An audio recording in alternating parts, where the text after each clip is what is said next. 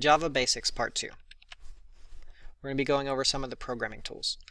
The first one is compiler. A compiler is a program that translates commands written in one language into commands in another language.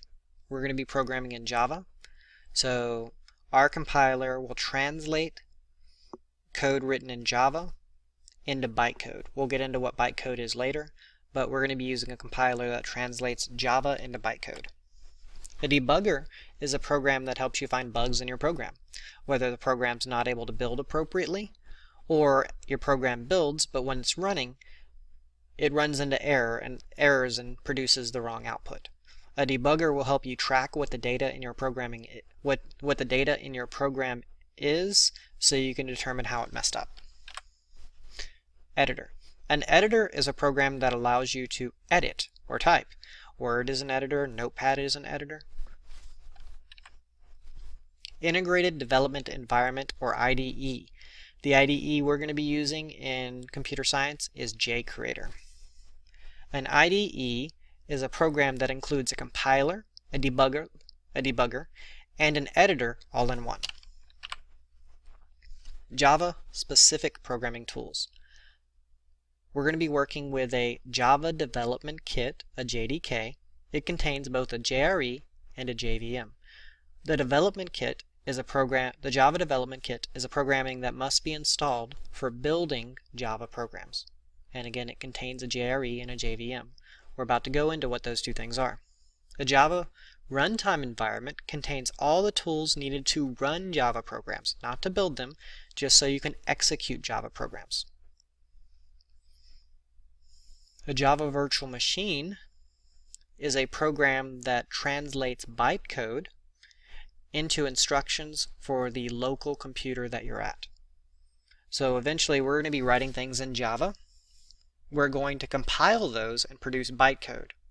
That bytecode will be given to the Java virtual machine, and then the Java virtual machine can translate those commands in bytecode into commands for the operating system or the machine that you're currently at. Building and running a Java program. I've already went into a little bit of this, but the first step is write a program in the Java language. The code that you write in Java will be stored in a .java file, which we'll refer to as a Java file. 2. You compile the Java file. Now, if your program has errors, you're going to have to fix those errors until it's actually able to compile, because after you successfully compile a program, it will produce a .class file, which we're going to refer to as a class file. This file will store bytecode. When you go to run a Java program, it actually runs the code in the class file, which is your bytecode. The class file, or its bytecode, is given to a Java virtual machine. The Java virtual machine translates that bytecode into instructions for the local machine.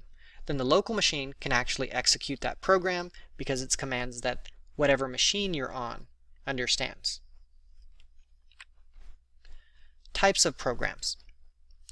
Console applications usually are like CMD windows or command prompts. They're little black boxes or little white boxes that allow two-way text communication between the user and console.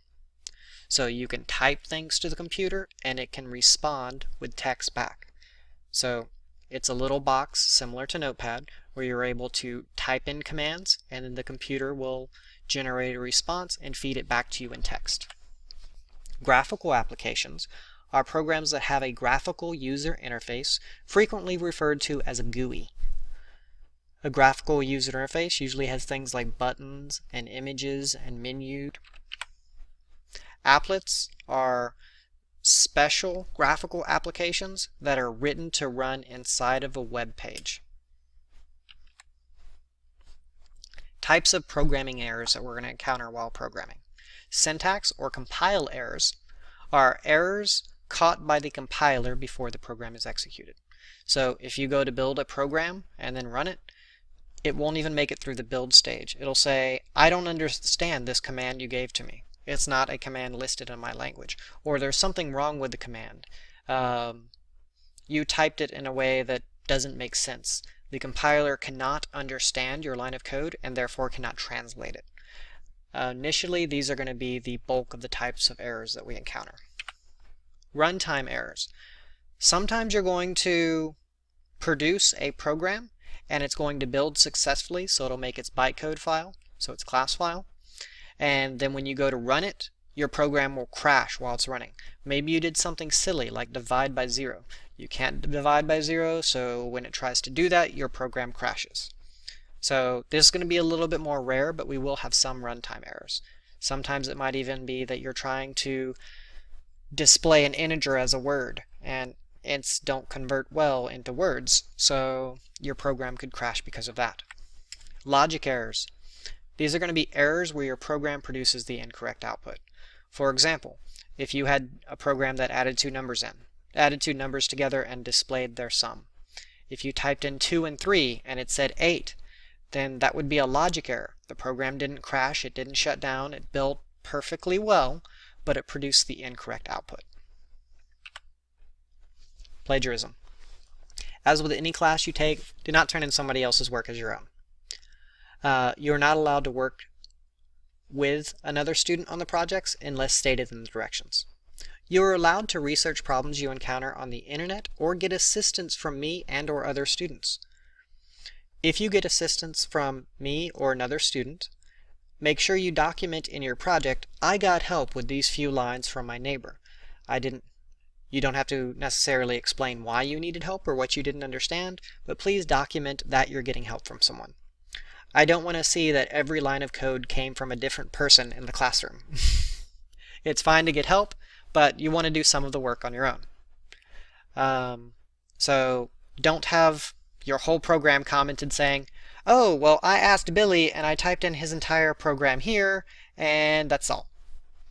And don't have, well, this is line 1, James helped me with it. This is line 2, Billy helped me with it. You're going to want to progress to the point that you're right. Well, not progress. You're going to have to write a large portion of the code on your own, but when you get stuck, you can get assistance from me or another student. When in doubt, if you have a question, you're welcome to ask me. All right. Boom. Video 2.